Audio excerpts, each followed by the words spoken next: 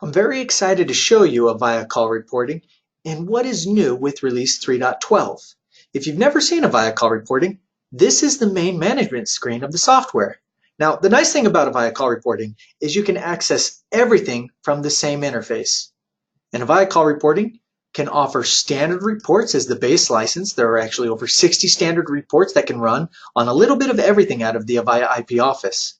You can schedule those reports to run automatically, and then you can verify the data or drill down into your data within Cradle to Grave. If you want to use Avaya call reporting for call recording, it incorporates the recordings and puts them into the same interface within Cradle to Grave. So you can see your recordings and hear your recordings from the same interface. There's a nice wide variety of feature sets available within the call recording, which allow you to download, email, generate an external link. You can actually also create a snippet and have different playback speeds. Within the call recording, you also have the ability to create quality assurance or scorecard campaigns where you can measure your employees' performance. You can also monitor your agents in real time. You can see their current activity as well as what they were doing in the past. You can also build wallboards. These can be customized, or you can use one of the many different wallboard templates available within Avaya call reporting. Now, what I really want to focus on today is not what has been in the software, but what is new with release 3.12, and that's the contact center piece.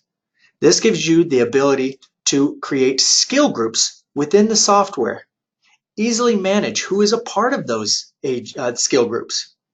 What features, what displays do you want for the agents? I'll also demonstrate how the skills-based routing queuing works and the queue callback features. I'm also going to show you the web chat, what the agent experience is, and what the customer experience is. Okay, so let's go ahead and take a look at the skill groups. It's very easy to add agents to your skills. Here I have 3 different skill groups, and I have my agents. If I want to add an agent to that skill group, I just give that a skill level 1 through 10. If I want to change another agent, I can change their skill level at any time. If I want to adjust the skills or create a new skill, I can do that very simply. Now, the reason I want to show this is how easy it is to adjust the queue announcements. Again, what is the customer experience? What do they go through when they call your organization? Well, they're going to come in and you can determine what announcements they hear. Now, if you have an agent available, which is obviously what everyone wants, it's going to go right to that agent. But if you don't have an agent available, what do you want them to have? What options do you want to present them? And you can use some predefined messages such as estimated wait time, tell them their position in queue. You can also give them the option for queue callback. Now, this is an awesome feature within Avaya call reporting. This holds the customer's place in line. So if they hear something like, oh, their position in queue, perhaps a couple seconds later, we want to give them the option to schedule a queue callback. And the system's all automated. So when they select queue callback, it will read back to them, oh, I see you're calling from this number. Is that the number you'd like me to call you back? And they can select that number or enter a new number. And the system will call them back when it's their turn. And you can also invoke 2 different strategies. Again, going for the best customer experience. You can reserve the agent, or you can have them wait in queue, meaning when the system calls them back, it'll call them back when they're first, and then once the next agent's available, it connects the 2. The reserve agent is a little bit of the opposite. Once the customer's first in line, it waits for the next agent to become available. Once they are, it holds that agent and goes and gets the customer on the line. Now, the best part about this is it's very easy to deploy. It's just like that. You can give the option to snooze the call. So when you call the customer back, maybe it's a bad time. Well, you can give them the option, hey, we'll try you back in 20 minutes or whatever time you want to select. And then the nice thing is, as this is configured and set up, you can report on all of this activity. There are standard reports allowing you to track, are people using my queue callback? Is it getting them back on the line? Well, you can run reports on that. Okay, here I'll just run a simple skill queue call volume. So if you want to determine, when are people using my queue callback? When are we calling them back? Are we getting to them in a timely manner? It's very easy to run a report. You just select your date and time range. How do you want to see this report? By hours out of the day, days of the week, weeks of the year. What skill group you want to see? And then you can run the report in a PDF, Excel spreadsheet, HTML, or CSV format. We'll go ahead and run this report in PDF. And here I have my skill call volume, so I can see how well is my skill group performing. Not too bad. I had 81 calls. I only lost 2 in the queue. And I could go down here and see exactly when that is. And sure enough, it was when my skill group was the busiest, is when I lost those calls in queue. I did have a few callers schedule a queue callback, and we attempted to call them back quite a few times, but we were only able to get a hold of them one time. Now again, if you want to see, well, exactly what happened on these calls, how come we didn't get a hold of them? The beautiful thing is all of this is tracked in cradle to grave as well. So you can go see exactly what's happening when your customers schedule a queue callback. When does it call them back? Did the call get aborted because they didn't answer? Well, let's take a look. Here's one where I happen to know where they scheduled a queue callback. Call came in, went right to the customer service queue, played them some prompts, and after 2 minutes, they decided to schedule a queue callback. They heard audio where it read them their phone number back. They may have entered a new number or used the exact same phone number, and then the callback was scheduled. A few minutes later, it called them back, and I know that by the phone number here. Well, let's see what happened when we tried to call them back. When we called them back, they snoozed it, so we got them at a wrong time. Just wasn't the best optimal time here, so they decided to snooze the call. It's set for 20 minutes. Sure enough, it called them back about 20 minutes later. What happened here? Oh, they snoozed it again. The system will allow them to snooze it and get a callback 3 times. On that 3rd time, they either have to cancel the queue callback or accept it. And here you can see they canceled or aborted that queue callback. Okay, let me show you one where we may have got the customer on the line. Here's another queue callback where this time they did accept it and it transferred over to the agent where it rang there for just 6 seconds. Trevor answered this call, talked to him for 3 minutes and 47 seconds, and then the calling party hung up the call. That's right, Avaya call reporting will show you which side of the call hung up first. Was it the customer or was it the agent? And you have this cradle to grave detail, not just on your queued callback, but all calls, all queued calls. You're going to see transfer events, hold events, a lot of great detail. So you can really see what's happening with your customers when they enter the system. What is their experience? And then you have scheduled reports to determine what are your agents doing with those as well. So you can measure it over time.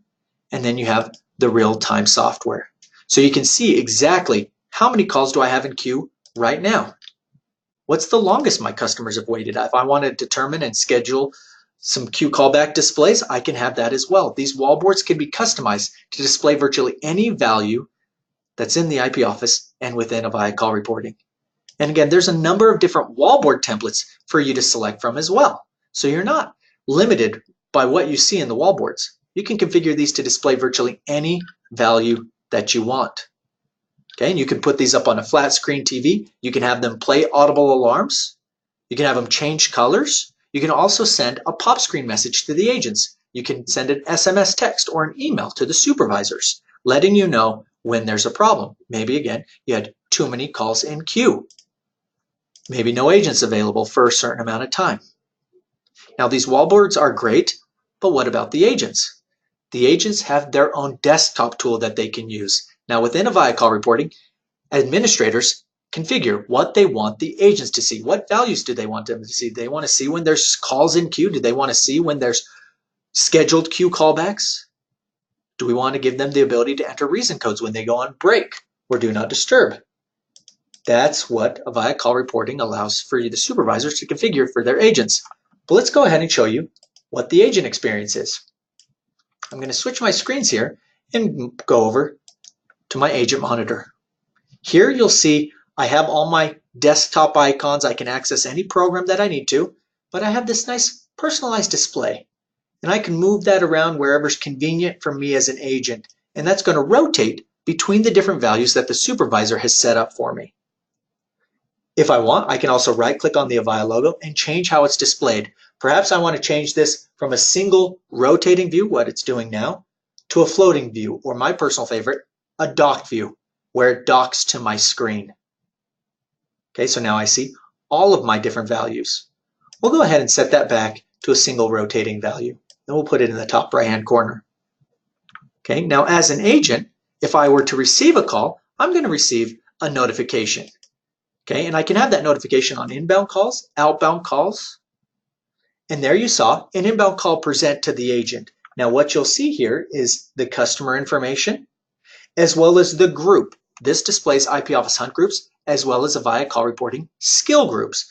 Okay, oftentimes agents are a part of multiple skills or hunt groups. This notifies the agent what type of call is being presented to them. So if they need to answer the call in a particular way, they can do that. So here I saw this was a sales call. And now while on the phone or even after the call, maybe I just ended the call as an agent and I want to tag some information about that call. I want to tag some account codes. What happened on this sales call? Well, perhaps I scheduled a meeting. That's one of my objectives, and I want to be able to report on how many scheduled meetings I got for each sales call. Or maybe the customer agreed to terms. This was a sales call. They agreed to purchase the software. I can track all that. Or maybe I want to put a unique custom account code. You can do custom account codes, sub or primary account codes. I can also tag freeform nodes.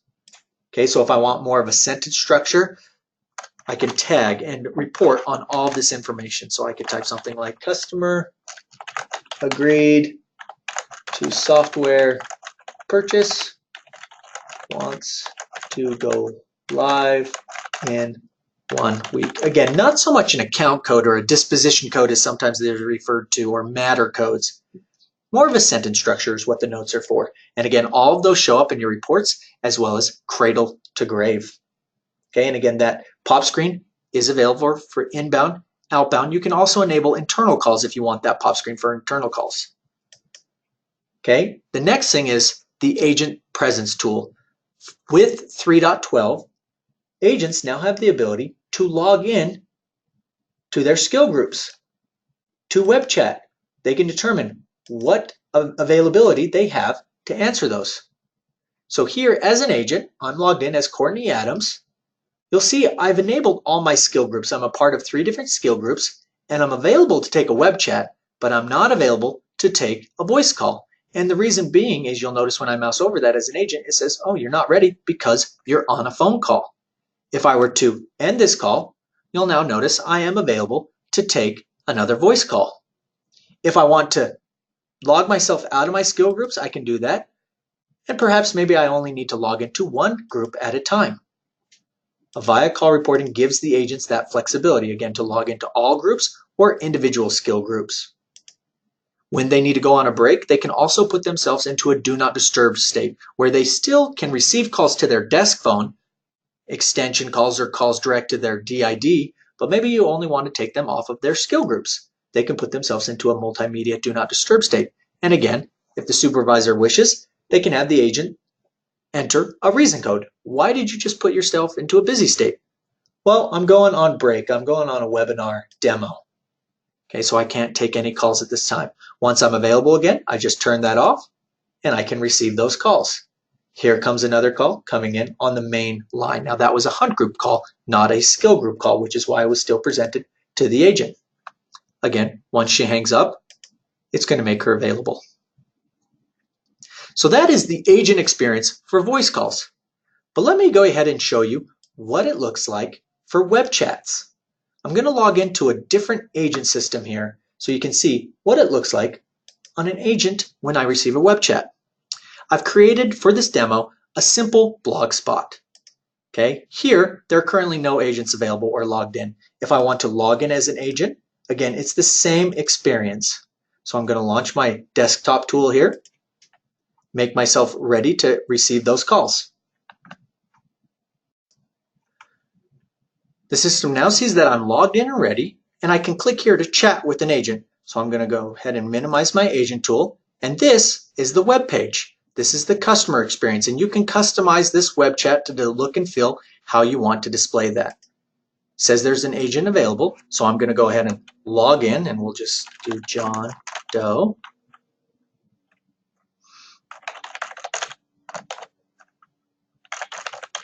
Put in an email address, confirm I'm not a robot, and submit. And it says you're in the queue. It saw that I'm logged in, so as an agent on the right-hand side, it wants me to accept this. This is like ring time, so you can report how long it takes your agent to answer that call. If I'm ready to take that chat, I shouldn't say call, that chat, I accept that chat, and it pops up, and it's going to give me the chat options. Now you'll notice there, it automatically auto-responded to the customer. You can configure the system to send an auto response once the agent answers or accepts the chat. In this case, it says, "Hello, John Doe. My name is John Florence. What can I help you with today?" And again, that is a customizable chat message. And then as the customer, I can type in whatever I need help with. I need help with my software solution. Can you help me? Okay, and you'll see here that's going to present to the agent over here. As the agent, I can type again, and you can see when there's typing both on the customer experience as well as the agent experience. Great question. You can see that agent typing. Which solution? Maybe I need a little more information. I can type canned messages here, and I want to put, via call reporting. And that comes back here. As an agent, if I'm equipped to help this, I can continue this web chat, but perhaps this came into the wrong skill group. Maybe they didn't go to the support web page and they're just on a simple block spot like here. Oh, that's not the right one. I need to transfer you. I can transfer them over to a different agent or to a different skill group. I can also request screenshots, or I can send a predefined message. So maybe I want to send a predefined message, and I have one for support here. So rather than constantly typing out the same things, I'm going to say, looks like you need our support team. And I'm going to send that over to them. And then I'm going to go ahead and transfer this agent to a different skill group. And I'm going to select support. Okay, and that has now been transferred and sent over to the different skill group. And once it gets accepted here, depending on that skill group's parameters, it could send a new auto response. Now, here's the exciting thing I'm happy to share with you about the web chat portion. You have cradle to grave reporting on the web chat as well. Let me go ahead and show you that. Okay, so that's just a high-level overview of the customer and the supervisor or agent experience. When the supervisor needs to determine, of course, they can see those web chats in real time with the wallboards. They can see queues, just like web chat queues and skill voice call queues. They can see average time to answer, average time chatting, all within the wallboards. You have reports as well as cradle to grave on those web chats. And here you'll see some of my web chats, and I can expand that and I can see exactly what happened, how long the customer waited, how long it interacted with the agent, meaning the ring time. They accepted the chat. How long did they chat? 5 minutes and 31 seconds. And then, Rebecca requested a screenshot. You're also going to see when web chats get transferred to a different agent. Okay, and if ever you have questions about, why did that happen here? I can see, Cody was on this chat, extension 206. He chatted for 3 minutes and 49 seconds, and then he transferred it over to the front door. Why did he do that? Well, here on the right, I have my chat log from the agent perspective. What did they do on that chat? Why did they transfer them? What were they looking for? Oh, it looks like you were for support, and then they got that auto response for support. Okay, again, this was just a very high-level intro of what's available within Avaya Call Reporting Release 3.12. If you'd like more information, please visit avaya.com or contact your local Avaya NAM, TAM, or sales engineer to learn more about Avaya Call Reporting.